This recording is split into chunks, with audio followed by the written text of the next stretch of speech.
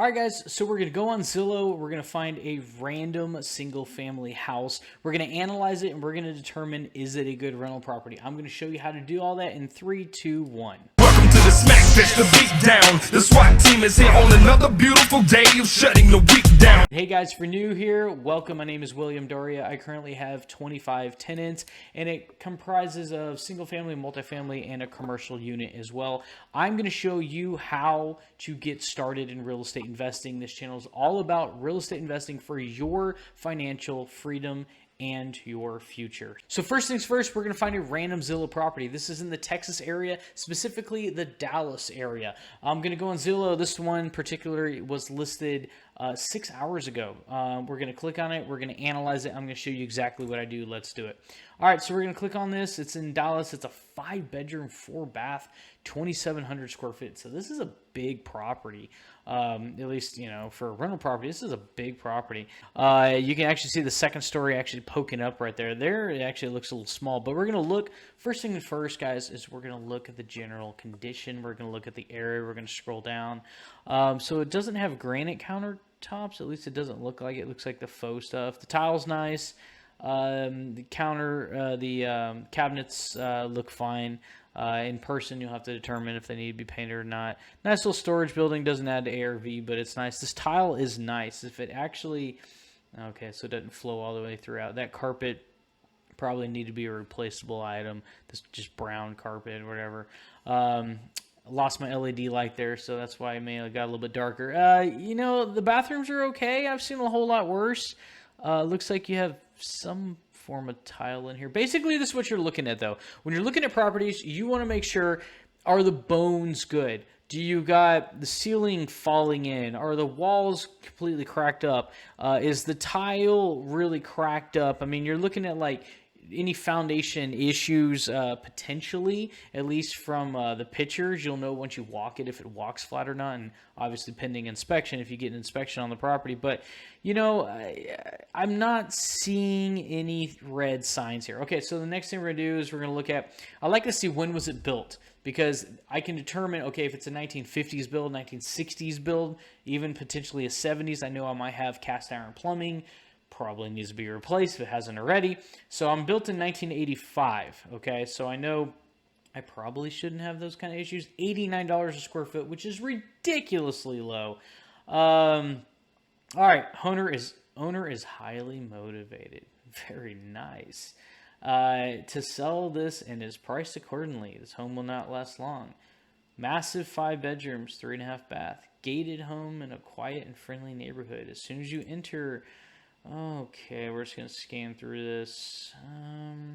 Additional living room, fireplace, half bath, stair leads to second, gated backyard, rear facing garage, carport. All right, cool. So the next thing I like to do is I like to scroll down, guys, and I just want to see kind of where it's trending over the years. And I also like to see, it's not showing us, but at events, they'll show you, like, when was it listed last? When was it? Because if you see it listed, pending sale, going back on the market, pending sale, going back on the market, definitely want you to do your due diligence on that. People might be bailing for a reason.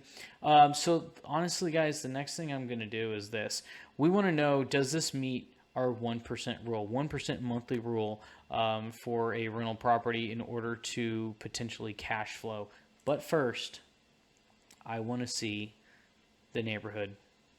This is the street. Okay, so I guess what you're seeing in the back was actually the driveway. You know what?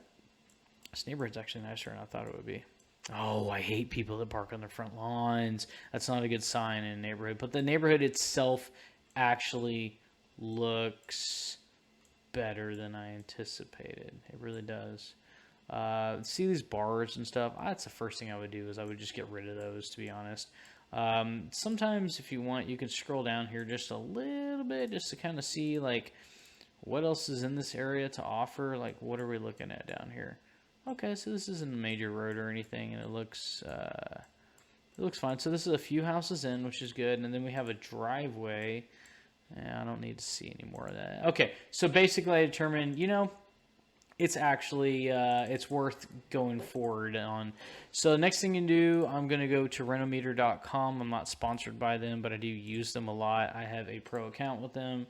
and I do highly recommend you guys checking them out. 5-bedroom, 4-bath. Let's see here. I always put this on smart, and I want to look 3 months back because the market is changing very quickly. It is a house, so hit analyze. Okay, so we see anywhere from 24 to 34, so that kind of gives us a range. Doesn't necessarily mean this house is going to be in there, okay? You see it trending up, obviously. And what I want to do is I want to... Okay, guys. So this is Highway 635. This is considered a major highway and a major thoroughfare. Therefore, all the comps on the other side I'm not going to take into heavy consideration unless I have to. So really the only comp here that I see, guys, is A. It's 2,400 square foot. This one's 2,755, so it's comparable. Mine's actually a little bigger, which is good. It's a 5.3. This is a 5.4, 5.3.5. Okay. So that's a good comp as well. And it rents for $23.65, which is $1.05 a square foot times, let's see here, $27.55 would put me at $2,900 a month. And let's go look at the property details.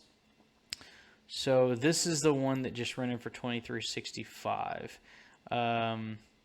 Yeah, it's got a little one-car garage. It was kind of hard to see on this one. Did this one even have a garage?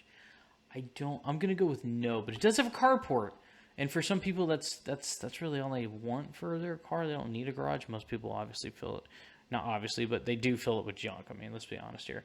But they do have a carport, and in North Texas, or Texas in general, especially in North Texas, we get hit by ridiculous hail. I mean, like softball-size hail, and it's not that rare that we get hit with ridiculous hail. Sometimes it's like every year, every other year. So having a coverage for your car is I mean, unless you don't care about your car, is pretty important in Texas.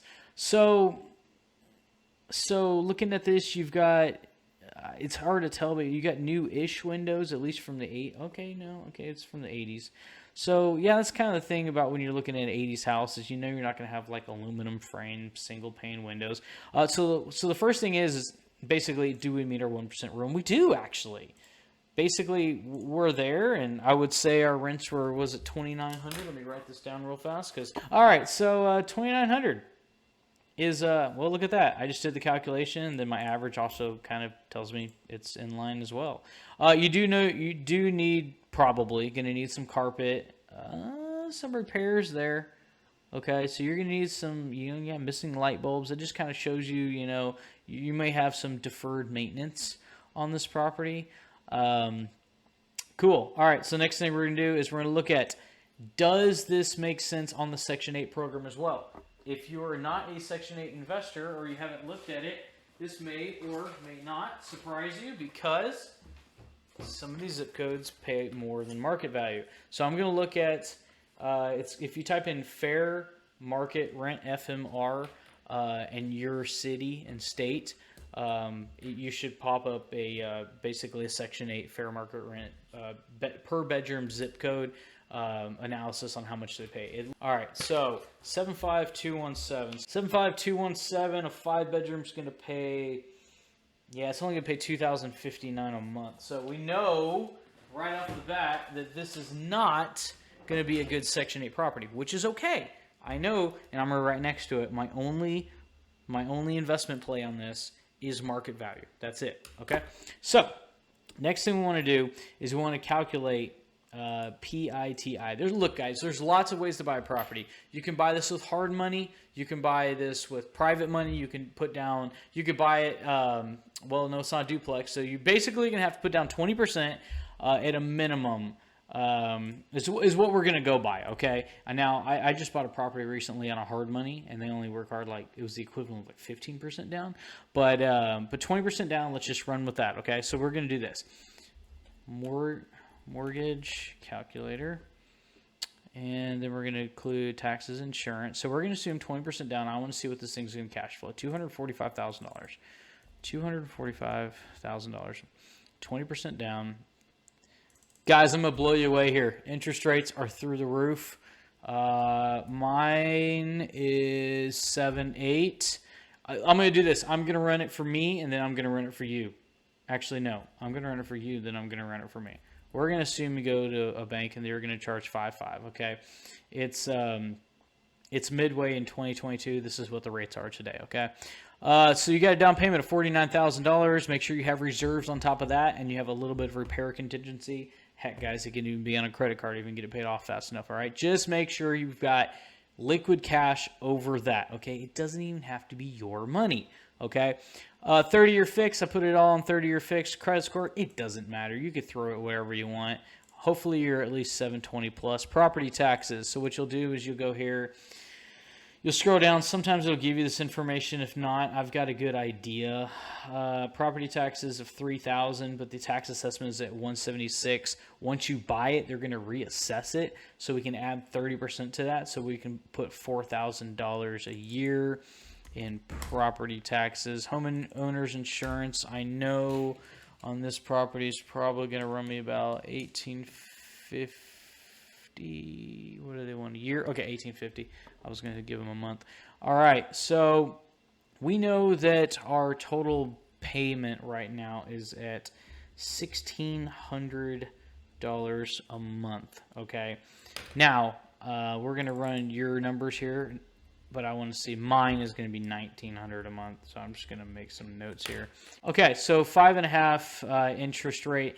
And we know our payment's $1,600 a month. So we got $2,900 of income minus $1,600, which gives you a net positive of $1,300 a month, or does it? So you're going to have to minus a couple things. You're going to have vacancy at 10%, which is going to be minus $290. You're also going to have property management fee of 10%, which is another $290 minus another $290. And then you have property repairs monthly once you get this place, up to snuff with, new refrigerator, that kind of thing, which you have to budget, is also going to be about $100 a month. So you're going to have, let's see here, 290 times 2 plus 100 is $680. 680 minus 1,300 is your actual net positive cash flow of $620 per month. So at $620 a month, I actually want to verify something real fast. So this is what I would do before I pulled the trigger on something like this. I would actually call my property manager. I actually have one in this area, but if you don't, you would you go to a property management Balch Springs, because you're in Balch Springs right here. Property management Mesquite, Texas. Okay, somewhere in this area. Give them the address and say, hey, if I were to hire you, what could you rent this for realistically? Okay, maybe call one or two property management companies and have them look at the Zillow pictures, because it's all there, and let them give you a realistic analyzation of this. Don't do this for every property. Okay, you will bug them to death, but do this for properties that you're really seriously considering. Okay, so the last thing we want to know is, hey, is this even a good buy? Like this price right here, yeah, we see it cash flows and it meets the 1% rule, and it so far it's actually looking okay, but is it a good buy?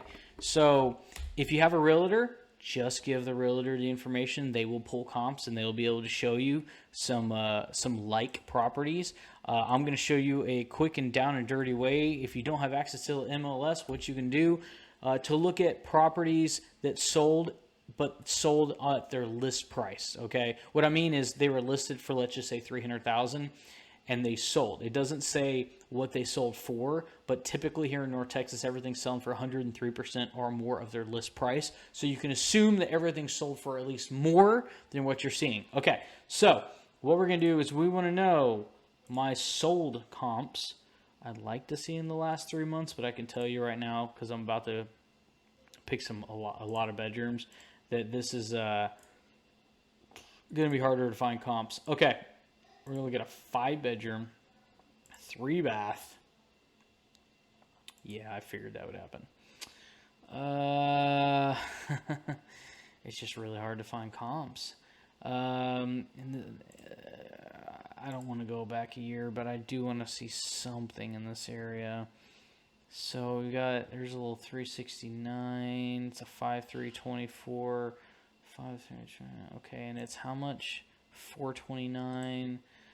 And then we got this one for 249.